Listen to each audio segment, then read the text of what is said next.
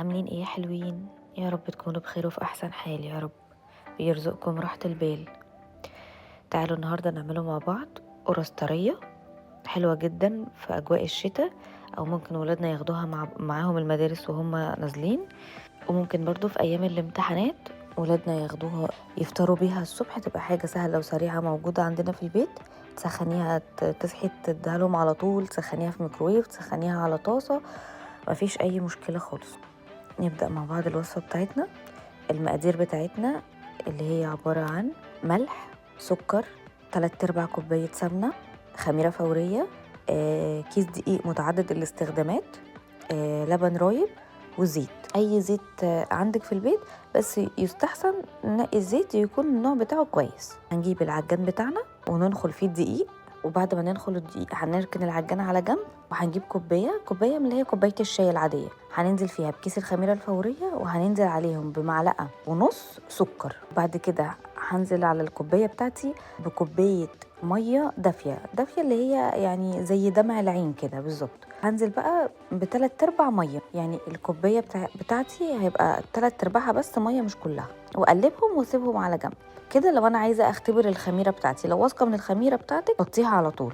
أنزل بقى على الدقيق برشة ملح، هي رشة بسيطة خالص ملح. وبعد كده هركب الهوك بتاعي في العجان واديهم تقليبة، والعجان شغال. هدي هنا الدقيق بالملح تقليبة بسيطة بالهوك. احط مقدار كوباية لبن رايب، كوباية واحدة اللي هي كوباية المية. هشغل بقى العجان بتاعي، هنزل بكوباية اللبن الرايب على الدقيق، وهنزل بكوباية الخميرة الفورية بتاعتي. بعد ما اختبرتها هي بتعلى بسرعة، ما بتاخدش وقت. هنزل بقى بكوباية الخميرة بتاعتي على الدقيق، وبعد ما انزل بكوباية الخميرة هنزل باللبن الرايب بتاعي بالكوباية اللي هي مقدار كوباية المية. وبعد كده هجيب 3/4 كوباية الزيت بتاعتي اللي هي برضو مقدار كوباية الشاي، هنزل بيها على الخليط بتاعي، وفي نفس الكوباية هعاير مقدار ربع كوباية زيت.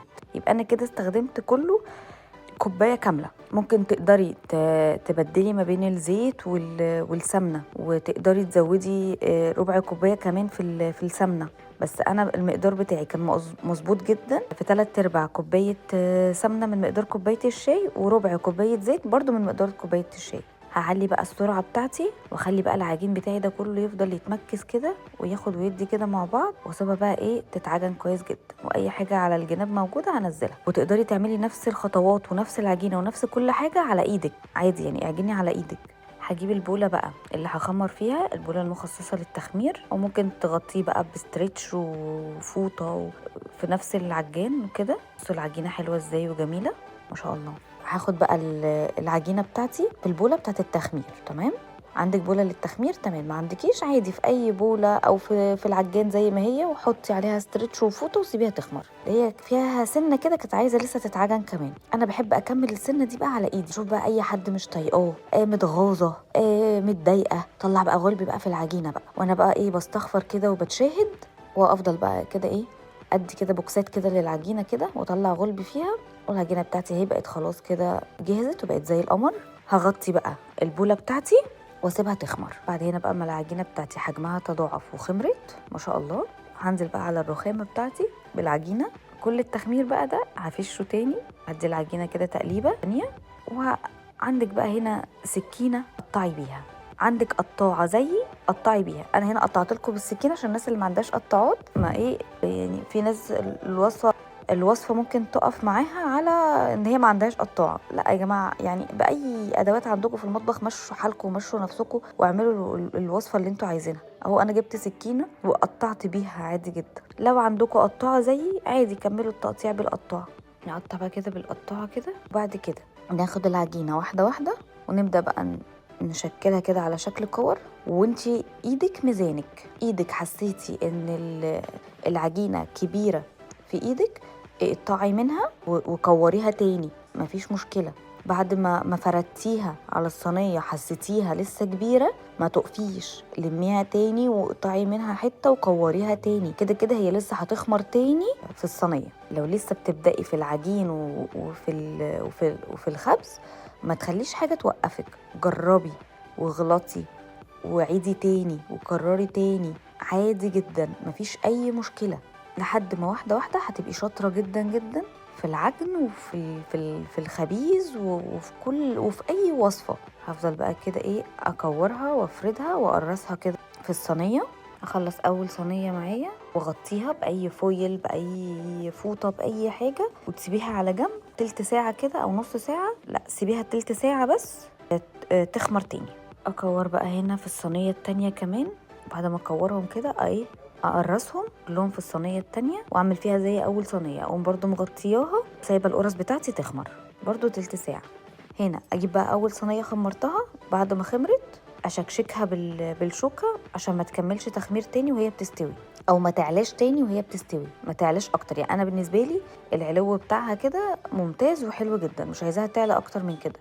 واقوم مدخلاها الفرن وظابطه درجه الحراره بتاعتي، واقوم مشغله معاها المروحه واسيبها حوالي تلت ساعه في الفرن. كل واحد حسب الفرن بتاعه، في فرن هياخد نص ساعه، فرن هياخد تلت ساعه، فرن هياخد ربع ساعه. انا يا دوبك اخد معايا تلت ساعه. وبعد كده هطلع اول صينيه من الفرن كده. انا طلعت اول صينيه وهدخل بقى الصينيه التانية. بصوا ما شاء الله مفيش حاجه لازقه في الصينيه، العلو بتاعها حلو جدا والقرص طالعه ريحتها تحفه وشكلها كده عايزه تتاكل كده من الصينيه. هغطيها بقى تاني عشان تعرق وادخل بقى الصينيه التانية معايا في الفرن برضو، واطلع برضو الصينيه التانية معايا. الصينيه الاولى انا بعد ما غطيتها رشيت عليها ميه كده بايدي عشان انا ما كانش عندي بخاخ ميه، فانا رشيت عليها ميه كده بايدي.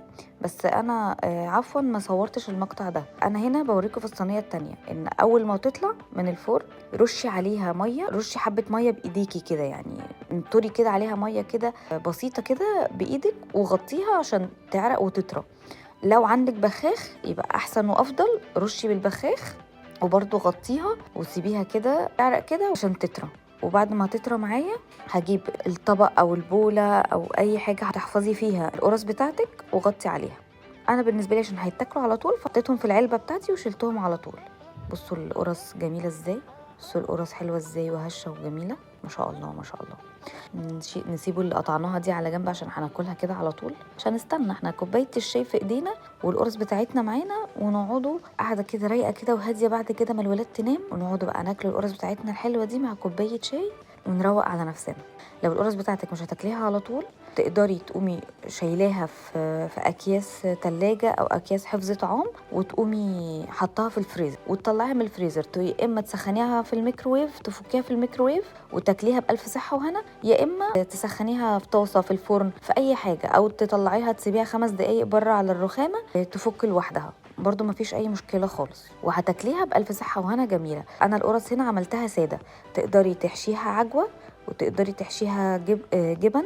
انا بحب القرص قبل ما اكلها اقوم واخداها مسخناها في الميكروويف وفتحاها كده زي الساندويتش وحاطه جواها جبنه تركي او جبنه رومي، لو اخواتنا اللي في القاهره او في اي محافظه بيقولوا عليها جبنه رومي احنا بنقول عليها جبنه تركي. احشيها واقوم واكلاها.